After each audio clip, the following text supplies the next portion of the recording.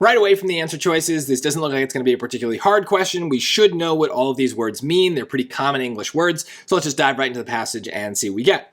Charles Teeny Harris was a photographer for the Pittsburgh Courier from 1936 to 1975. During his career, he took over 70,000 photographs documenting everyday life in Pittsburgh's black communities.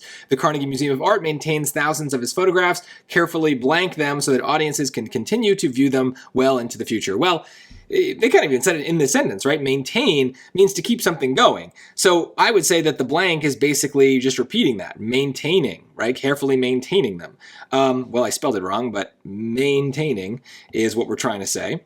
And so we'll basically just now go to the choices and see what matches with that. Well, replacing doesn't seem right. Inventing, they're not new photographs. They're the same ones that are old. Preserved means to maintain.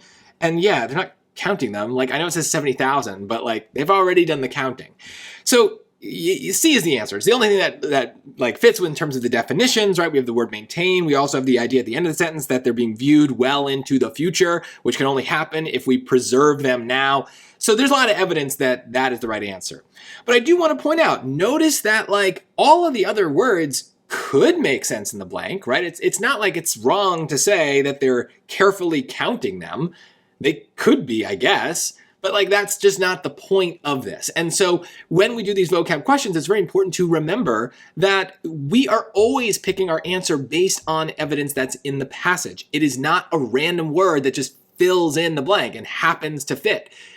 They all will fit in most cases in some way that makes some sort of sense, but only one of them is kind of very clearly what the passage is trying to get us to say. So you always want evidence backing these things up. Don't just go by instinct, right? Just try to point out somewhere else in the passage where the evidence is that tells you this is the right word. I think if people get this wrong, it's because they don't really know what these questions are asking you to do. So you're kind of just like not playing by the rules of the game. So hopefully I've cleared that up. The rule is find evidence for your answer.